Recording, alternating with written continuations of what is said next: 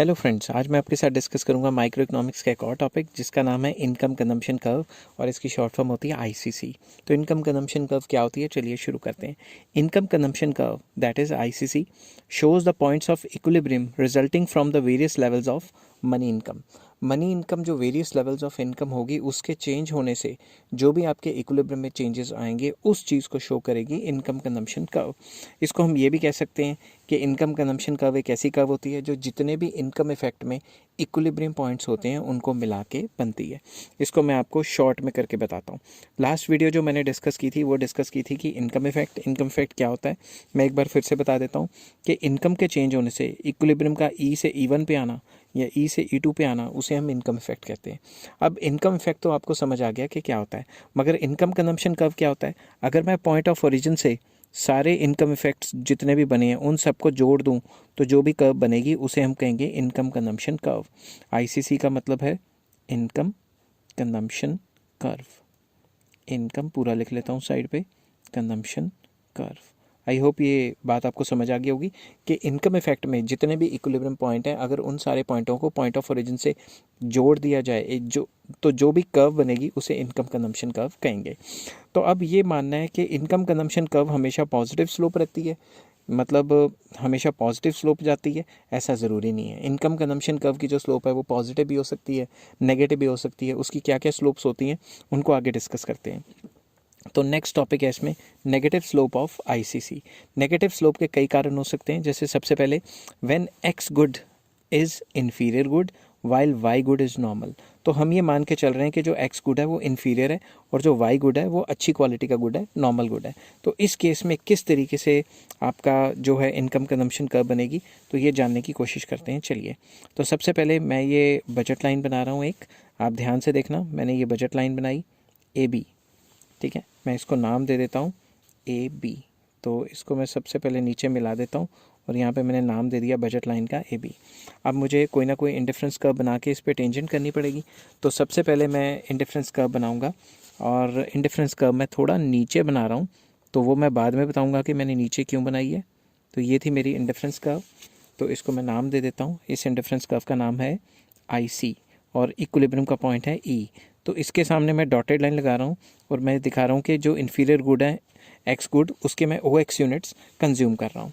For example income बढ़ जाती है, तो जब भी मेरी इनकम बढ़ेगी, मैंने आपको पहले ही कहा था ये पैरेलल शिफ्ट हो जाएगा अपवर्ड, ठीक है। तो इसको मैं रब करके स्ट्रेट लाइन का टूल यूज़ करता हूँ जिसमें स्ट्रेट लाइन बने। तो मान लो मैंने ये बना दी, ठीक है। तो अब मैं इसको यहाँ पे कंबाइन कर देता हूँ, यहाँ पे भी जोड़ देता हूँ और इसको नया नाम दे देता हूँ A1 B1, ठीक है। यहाँ से मैंने लिख लिया A1, यहाँ से लिख लिया B1। अब आप दिमाग से सोचो, जब भी इनकम बढ़ेगी तो इन्फीरियर गुड्स की डिमांड तो कम करोगे ना। तो आपने क्या करना है, इन्फीरियर गुड्स की डिमांड जो है वो पहले से कम कर देनी है। मैंने यहाँ कर लिया पहले से कम। तो मैं पहले से अगर कम इन्फीरियर गुड खा रहा हूँ तो अगर मैं इसको डॉटेड लाइन तक ऊपर चढ़ाऊँ तो मुझे क्या करना पड़ेगा, इंडिफरेंस कर्व को यहीं पे टेंजेंट करवाना पड़ेगा। समझ गए बात। तो मैं क्या करूँगा, यहाँ पे मैं कर लेता हूँ IC1, E1 is the new point of equilibrium. यहाँ तक मुझे लगता है आपको समझ आ गई होगी। अगर मान लो फर्दर इनकम बढ़ जाती है, अगर इनकम और ज़्यादा बढ़ जाती है तो मैं इसको यहाँ से यहाँ शिफ्ट कर देता हूँ, यहाँ से यहाँ इनकम और ज़्यादा बढ़ गई है हमारी। अब इनको मैं कंबाइन कर देता हूँ, रुको 2 मिनट, इसको भी जोड़ देता हूँ नीचे तक B2, इसको भी जोड़ देता हूँ, नई इनकम को लिख लेता हूँ A2। अब आपको पता है जब भी इनकम बढ़ेगी तो इन्फीरियर गुड की डिमांड तो पहले से कम होगी। तो मैंने क्या किया, इन्फीरियर गुड की डिमांड पहले से और कम कर दी X2 तक। तो मैं जितनी इन्फीरियर गुड की डिमांड कम कम करता जा रहा हूँ, तो मैं क्या करूँगा, उसी जगह से टेंजेंट करवाऊँगा किसको, इंडिफरेंस कर्व को। तो मैं इंडिफरेंस कर्व को यहीं पे टेंजेंट करवा देता हूँ, ठीक है। तो मैं नई इंडिफरेंस कर्व जो बना रहा हूँ वो आ गई IC2। E2 is the new point of equilibrium.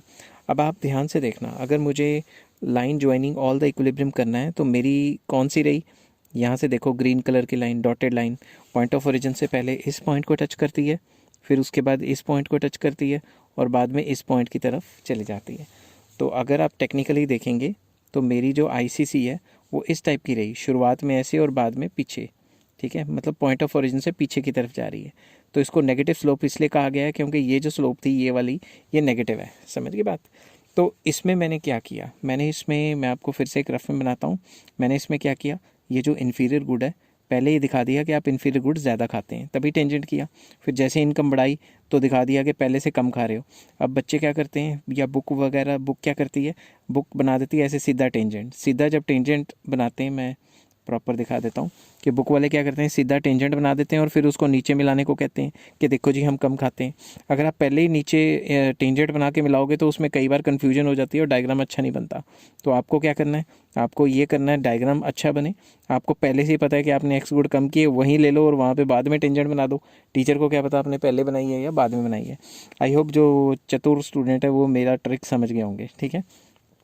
तो ये तो था नेगेटिव स्लोप का पहला केस, जब एक्स गुड क्या होता है, इन्फीरियर, और वाई गुड क्या होता है, नॉर्मल। अब इससे उल्टे केस में चलते हैं, जब हमारे पास जो एक्स गुड है वो नॉर्मल है और वाई गुड है इन्फीरियर है, ठीक है। तो इस केस में सबसे पहले तो मैं वही बजट लाइन बनाऊंगा, और बजट लाइन बना के सबसे पहले मैं ये दिखाऊंगा कि भाई मैं जो इन्फीरियर गुड खा रहा हूँ वो ज़्यादा खा रहा हूँ, ताकि मैं इनकम बढ़ा के जो इन्फीरियर गुड है उसको बाद में कम शो कर सकूँ। तो यहाँ से मैंने जोड़ लिया, इसको दे दिया ए पॉइंट, इसको दे दिया बी पॉइंट। तो इन्फीरियर गुड हमारा जो है वो वाई एक्सिस वाला है। तो सबसे पहले मैं ये शो करूँगा कि जो इन्फीरियर गुड है वो मैं ज़्यादा खाता हूँ, ठीक है, क्योंकि मेरी इनकम अभी कम है। तो मान लो मैंने ऊपर बना दी और ये इंडिफरेंस कर्व हो गई है, और इसको मैं नाम दे देता हूँ I C. E is the point of equilibrium, ठीक है। अब ये जो इक्विलिब्रियम पॉइंट है इसके सामने मैं एक्स गुड वाई गुड कितना खा रहा हूँ, ओ वाई खा रहा हूँ। अब आप ध्यान से देखना, जब भी इनकम बढ़ेगी, तो इनकम जब भी बढ़ेगी तो मैं इनकम को बढ़ा देता हूँ यहाँ पे। इनकम को बढ़ा के मैं, ये याद रखना ये पैरेलल बनानी है। अगर मेरे से पैरेलल नहीं बन रही तो आप पैरेलल बनाना, क्योंकि जब भी इनकम में चेंजेस आते हैं वो पैरेलल ही आते हैं, ठीक है, पैरेलल अपवर्ड डाउनवर्ड शिफ्ट। तो मैं तो पूरी कोशिश कर रहा हूँ कि मेरा पैरेलल बने, मगर यहाँ पैरेलल अगर मेरे से नहीं बन पाए तो आप स्केल से प्रॉपर पैरेलल बना लेना, ठीक है। तो यहाँ पे हो गया A1, यहाँ पे हो गया B1।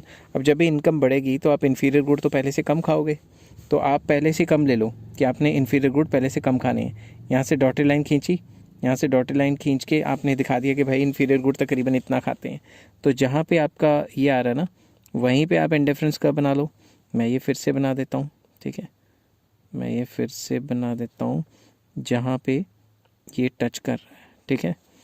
क्योंकि ये बनाने के तरीके होते हैं, क्योंकि जब आप बनाओगे तो टोटली डिफरेंट रहेगा, और जब आप ऐसे करोगे तो वो टोटली डिफरेंट रहेगा। तो बनाने के तरीके अलग हैं और एक्सप्लेनेशन के तरीके थोड़े अलग हैं। तो यहाँ पे मैं लिख लेता हूँ IC1, तो ये हो गया इक्विलिब्रियम E1। फर्दर अगर और ज़्यादा इनकम बढ़ती है तो और ज़्यादा इनकम बढ़ेगी तो ये जो चीज़ है ये ऐसी चली जाएगी, और ज़्यादा अपवर्ड शिफ्ट हो जाएगी। अगर पैरेलल नहीं बन पा रहा है तो मैं बार बार कह रहा हूँ कि आपने पैरेलल बनानी है, क्योंकि यहाँ पे बीच बीच में कई टूल्स हैं जो थोड़ा सा ऊपर नीचे हो जाते हैं और ये पैरेलल शो टाइप नहीं होती। तो आप याद रखना ये हमेशा पैरेलल्स रहेंगी जो भी इनकम के चेंज होने से होती है। तो मैंने यहाँ दे दिया A2 B2, नया नाम दे दिया। ओहो, यहाँ सब कुछ उल्ट पुल्ट हो रहा है, कभी कभी टच स्क्रीन का स्यापा भी पड़ जाता है काफ़ी। तो अब हम क्या करेंगे, अब हम इनकम बढ़ गई है तो इन्फीरियर गुड और कम कर देंगे। तो मान लो मैंने Y2 खाने शुरू कर दिए, तो Y2 को जब मैं यहाँ से करता हूँ तो यहाँ पे टच होती है यहाँ पे, तो मैंने अब नई इंडिफरेंस कर्व बनानी है, वो यहाँ से निकालनी है टेंजेंट, ठीक है, यहाँ से टेंजेंट निकाली। तो नई इंडिफरेंस कर्व हो गई है IC2, मैं यहाँ पे लिख लेता हूँ। नई इंडिफरेंस कर्व है हमारी IC2, ये थी IC1, तो ये नया इक्विलिब्रियम है E2। तो पहले क्या करते थे हम, जब हमारी इनकम थी AB तो हम खाते थे OY यूनिट्स, ठीक है। जब इनकम बढ़ गई तो OY की जगह OY1 खाने शुरू कर दिए। जब इनकम और ज़्यादा बढ़ गई तो OY2। तो कहने की बात ये है, जैसे जैसे आपकी इनकम बढ़ती है आप इन्फीरियर गुड्स की डिमांड कम कम कर देते हो। तो इस केस में अगर हम वो बनाने की कोशिश करें जो हमारी है, क्या कहते हैं, इनकम कंजम्पशन कर्व, तो वो पॉइंट ऑफ ओरिजिन से जाएगी। तो ज़रूरी नहीं आप डॉटेड लाइन बनाओ, मैं तो कलर डिफरेंट कर रहा हूँ, तो वो इस तरीके से नीचे की तरफ जाएगी, ठीक है। तो ये जो कर्व बनेगी मैं इसको लिख देता हूँ ICC। तो ये किस टाइप की कर्व होगी, ये ऐसे करके ऐसे जाएगी। तो कहने की बात ये है कि जो भी इन्फीरियर गुड होगा ना उससे ये दूर भागेगी। इस केस में ये वाला इन्फीरियर गुड था तो ये इससे दूर भाग के इधर को चलेगी। तो इस केस में इन्फीरियर गुड नीचे वाला था तो ये इससे भाग के उधर चलेगी। तो आई होप ये वीडियो आपको पसंद आई होगी कि सबसे पहले मैंने बताया था इनकम कंजम्पशन कर्व क्या होती है, फिर बताया इसकी नेगेटिव स्लोप क्या होती है, फिर बताया कि अगर हम गुड्स ऊपर नीचे कर दें तो किस टाइप की होती है।